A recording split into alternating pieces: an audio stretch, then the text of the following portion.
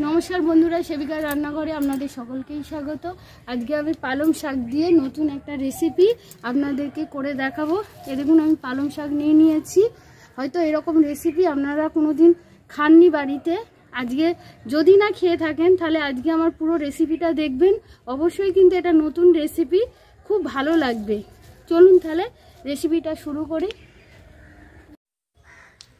আজকে আমি পালং শাকের কোপ্তা কারি বানাবো, তাই পালং শাক নিয়েছি। দেখুন, এবার পালং শাকটা ভালো করে কেটে পরিষ্কার করে নেব।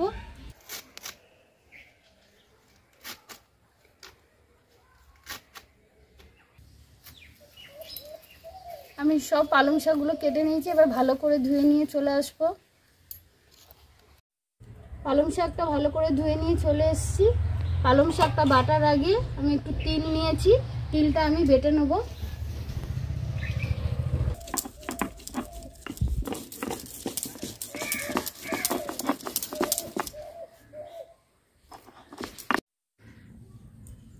আমার তিলটা বাটা হয়ে গেছে, আমি তুলে নিচ্ছি।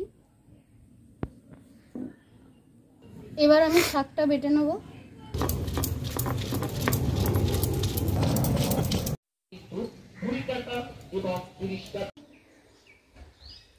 আমার সব পালং শাকটা বাটা হয়ে গেছে। আমার কোপ্তাটা তৈরি করার জন্য যে যে জিনিসগুলো লাগবে আমি এবার দেব এই পালং শাকটার মধ্যে। এখানে আমি একটা সিদ্ধ আলু নিয়েছি, ছাড়িয়ে গ্রেট করে নেব।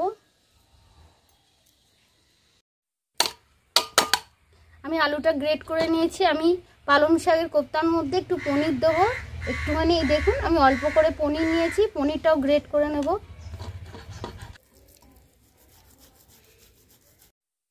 আলু আর পনিরটা আমি গ্রেট করে নিয়েছি। এর মধ্যে কিছু গুঁড়ো মশলা দিয়ে দেব। স্বাদ মতো নুন, হাফ চামচ লঙ্কার গুঁড়ো, অল্প একটু হলুদ গুঁড়ো, জিরে গুঁড়ো, গরম মশলা গুঁড়ো, চিনি একটু। এবার পালং শাকটা বেটে রেখেছি, এটা এর মধ্যে দিয়ে আমি মাখবো।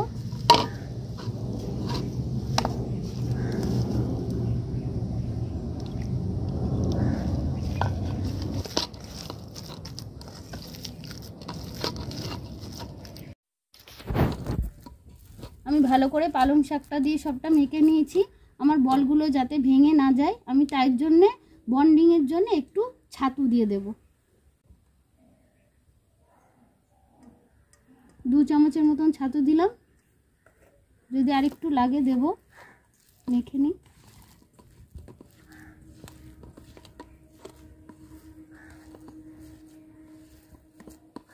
আমার ডোটা তৈরি হয়ে গেছে। এবার আমি কোপ্তার মতন তৈরি করে নেব।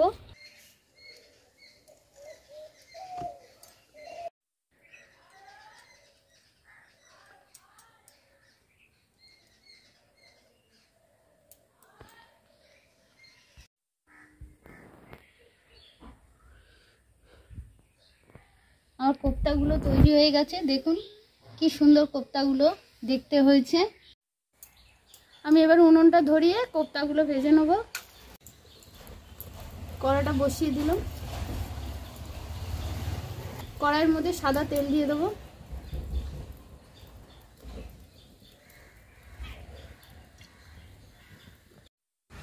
তেল গরম হয়ে গেছে, কোপ্তাগুলো ভেজে নেব।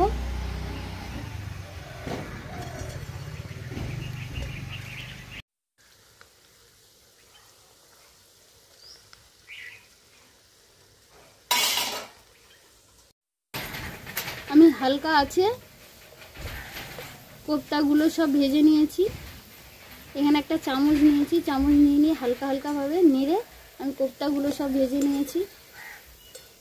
দেখুন, আমার কিন্তু একটা কোপ্তাও ভাঙেনি, আর কি সুন্দর দেখুন ভাজা হয়ে গেছে। এবার আমি সব তুলে নেব।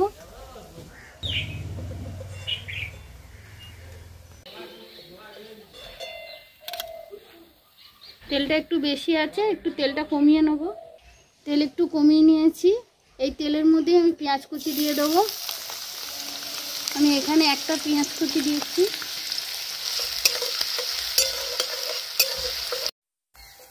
পেঁয়াজটা ভাজা ভাজা হয়ে গেছে, আদা বাটা দিয়ে দেবো। টমেটো কুচি,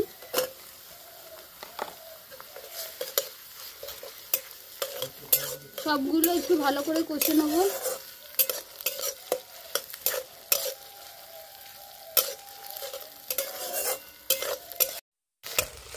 আদা টমেটো পেঁয়াজটা ভাজা ভাজা হয়ে গেছে। এবার কিছু গুঁড়ো মশলা দিয়ে দেবো। লঙ্কার গুঁড়ো, হলুদ গুঁড়ো, স্বাদ মতো নুন, এখানেও আমি অল্প করে চিনি দিয়ে দেবো। দিয়ে মশলাগুলো ভালো করে কষিয়ে নেব।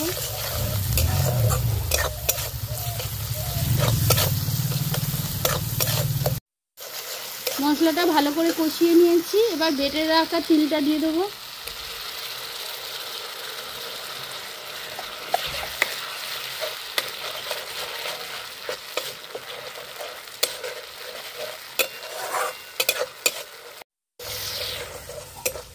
মশলাটা ভালো করে কষা হয়ে গেছে। আমি অল্প করে জল দিয়ে দেবো।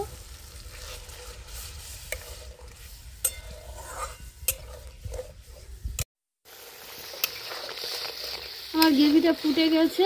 এবার ভেজে রাখা কোপ্তাগুলো দিয়ে দেবো।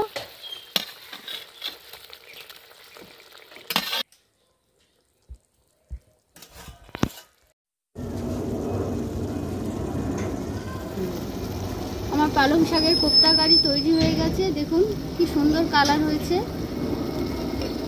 ওপর থেকে গরম মশলা ছড়িয়ে নামিয়ে নেব।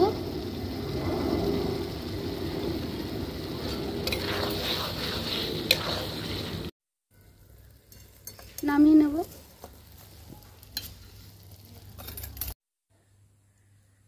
এই পালং শাকের কোপ্তা কারি নতুন রেসিপিটা আপনাদের কেমন লাগলো কমেন্ট করে জানাবেন। সবাই ভালো থাকবেন, সুস্থ থাকবেন। ধন্যবাদ।